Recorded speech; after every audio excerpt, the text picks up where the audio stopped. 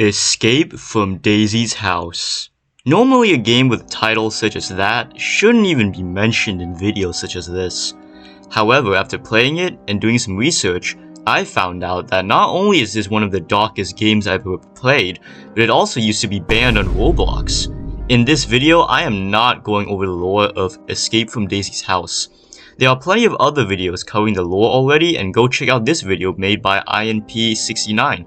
It's pretty good. What I am going to cover is the summary of my playthrough in this game, as well as the philosophy behind it and how we can apply this in our daily lives. I'm the Epic User, and let's go down the rabbit hole.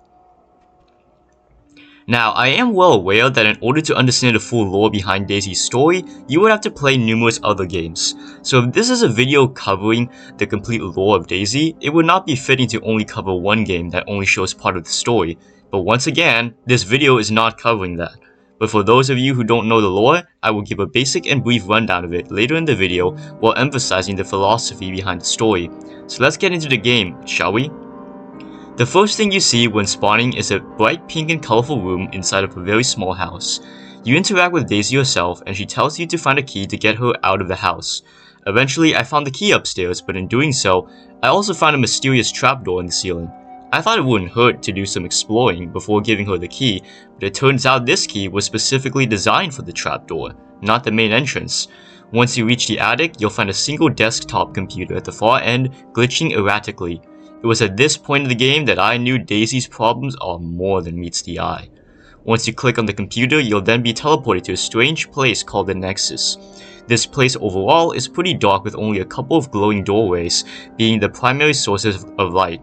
You also get a cool jar filled with what appears to be pink butterflies.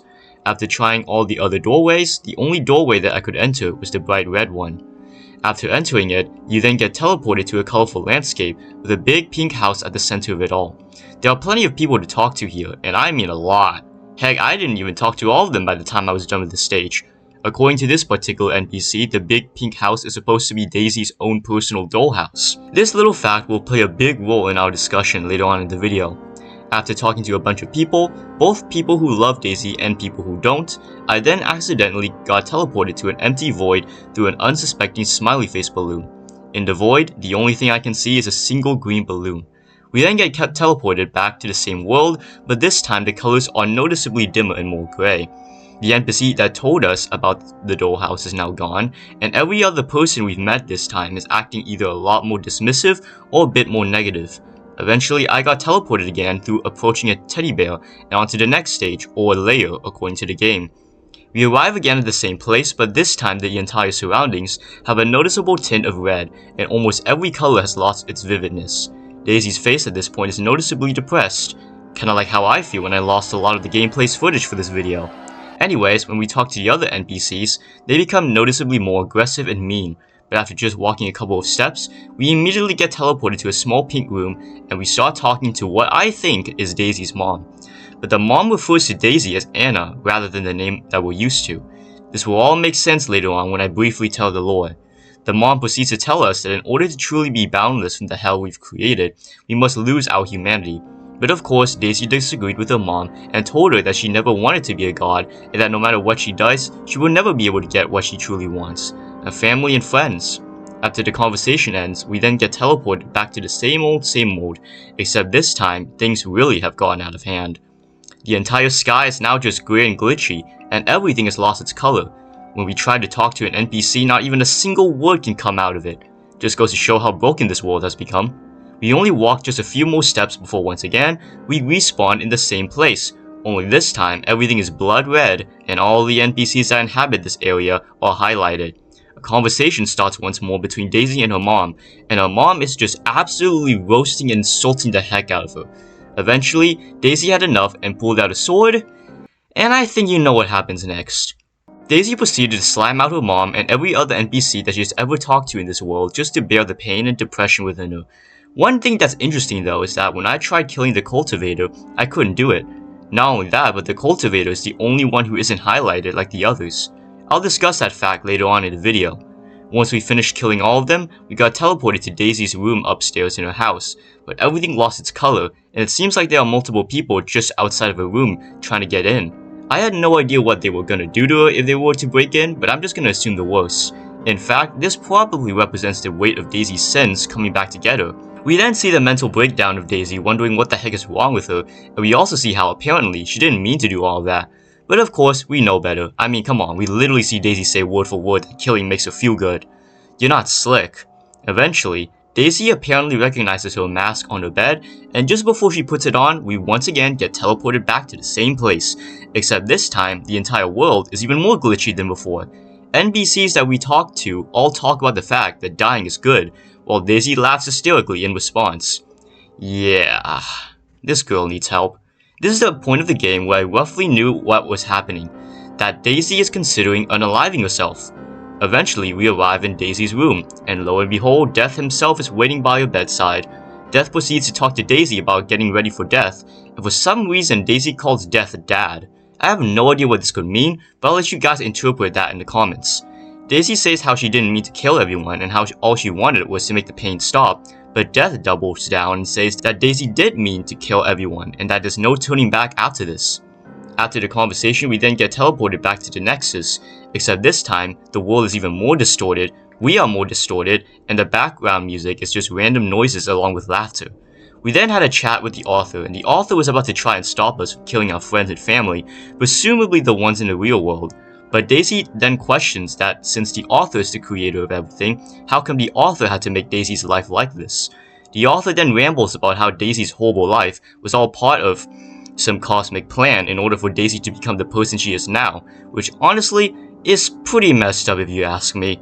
Daisy then demands to be given more god powers since she feels that she has suffered enough, but of course the author refuses. I mean, who would give godlike powers to someone who said that they literally like killing? But then the screen went black, and judging from the wonderful noises that are being emitted, we can conclude that we slimed out the author as well. We then found ourselves in a red-tinted tunnel, and it turns out that we killed a lot more than just the author. Dead bodies were piled everywhere as we walked over them, sword in hand. Once we reached the end of the tunnel, we then had another chat with another person, but this person was just labeled Stranger. I'll go over who this possibly could be later on in the video. The stranger then told Daisy that this is already the 4th time that she had wreaked havoc on the world she created. Killing everyone again would only create another cycle and weaken the world. The stranger begs Daisy, trying to offer her help, but of course Daisy cares about this as much as how one sees a crawling ant. And so... yeah, that happened. We then get teleported again, back at the exact same starting point of the entire game, except this time everything is distorted. We're finally able to get out of the house, and right as we did, we meet the entirety of the NPCs from before again, with the cultivator bleeding in front of them. The cultivator begs Daisy, telling her to only kill him and leave the other NPCs alone. But then out of nowhere, a mysterious girl that I barely could even see backstabbed her, and the screen went black. We then found ourselves in a strange dark world with glowing white orbs floating on shallow water, and our avatar is now completely glitched and messed up.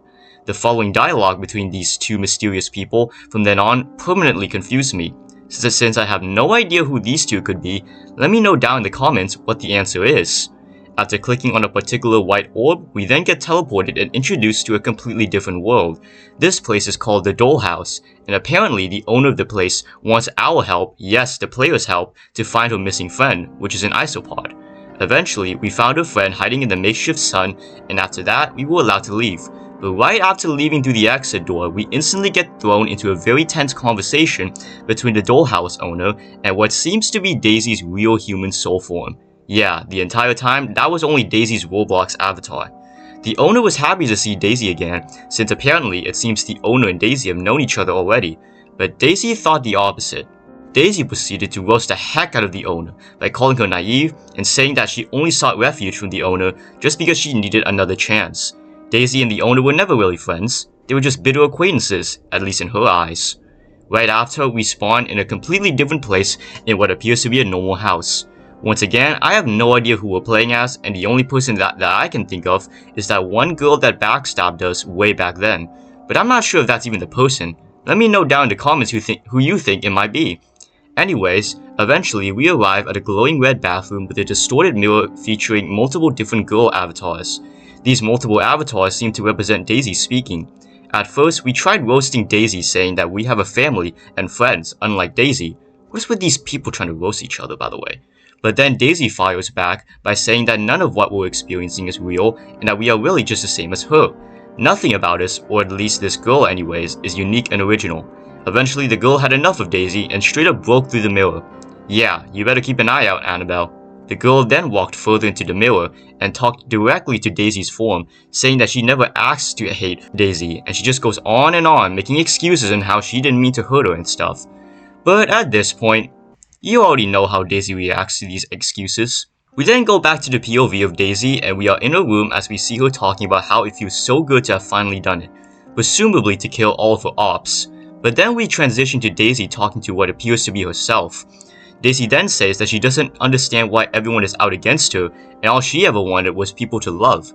I wonder why too. What's interesting is that just like Daisy's mother, the other version of Daisy called Daisy by Anna, the other version of Daisy then says that both of them were never meant to reincarnate into the situation in the first place, that both of them should have died a long time ago. Then Daisy herself says that we're just like him, you know. And after the conversation ends, we teleported right back to where we started in the entire game, signifying the end to this terrifying story. Okay, yeah, that's a lot to take in, right? The first time I played this game, I didn't know what the heck was going on. It all went out the window the moment Daisy came into first contact with the author and various other characters and entities. But after watching various videos on the main storyline of Daisy, I have finally found out the complete picture. Long story short, Daisy's real name is Anna, hence why her mom and Daisy's other self called her by that name. Anna was a child that got abandoned by a mom, the same mom that she would later kill in the game. Later, Anna was coerced to eat an apple from the cultivator, the same person who would later bleed in front of her. Once Anna ate the apple, her soul transferred into Roblox, the game she always loved playing when she was alive. The cultivator forces Anna to abandon her humanity in order to become the god she always wanted. But through managing her own world with her own NPC friends, she starts feeling the weight of her guilt becoming this new person. And so, Escape from Daisy's House is meant to be the finale of the entire storyline, where Anna finally breaks free from the prison she created. As for who the stranger is from before, that's supposed to represent a fragmented memory of Anna's biological father, who had been absent for most of her life. Anna killed the stranger in order to further break free from the digital world she has gotten herself into. So yeah, that's the basic rundown of the entire lore. If you want to know more details, once again, check out IMP69's video. It gives much more information from the storyline. Anyways, let's get into the actual meat and potatoes of this video, which is understanding the implied philosophies in Escape from Daisy's House. Remember all the way back in the beginning of the game where we chatted with an NPC and they said something about the pink house being Daisy's own dollhouse? Well, that fact within the game is actually tied to a deep philosophy, which is that the more superficial things you place within your heart, the more burdened and stressed you only become. I know that sounds very corny, but if you think about it, it all makes sense. Anna died, wanting friends and a family to love. Obviously, those are the things that would be able to fill a void that has been present in her heart since before her mother abandoned her, but after becoming a god, she can practically do whatever she wants, with the monitoring of the cultivator. She can create new friends, attract new players and characters to come hang out with her in her made-up house. But all of these friends and family are things that manifested because of her will, not because they're genuine people that she has met before, but simply because she brought them here, and that only deepens the void inside of her, because she knows that she's not capable of actually making connections. Cultivator's demands are not doing any better either. He literally told a little girl, a girl who never had anyone to love, to abandon her humanity in order to become the god she's supposed to be, but that only deepened the guilt within her, therefore expanding the void. Yeah, no wonder why in Escape from Daisy's House, Anna decided to break free, not because she got bored, but because she had enough of ignoring the void that is filling up within her. She knows now that in order to truly be free, she can't keep adding things to her heart and hope for the best, because at this point, passing on in the afterlife is an infinitely better fate than being trapped in the prison you've created forever. I'm sorry if the analysis portion of this video was a bit short, but think about it. If you were to play through the entire thing including playing the other games, you would understand that this whole thing has a single recurring theme, that no matter how many things you add to the void, none of it will help unless you figure out the root cause. Anna's life as a living child is not to be glossed over either. She has been living under an abusive mother for quite a long time before her mom left her. This fictional Roblox tragedy serves as a reminder for the many children that could be going through this in real life, as well as a lesson for what happens if you ignore your own void for too long. Thank you so much for watching it to the very end. Do you agree or disagree with my take? Let me know in the comments. And as always, make sure to like, subscribe, and turn on the notification bell if you like content like this, and remember to stay epic!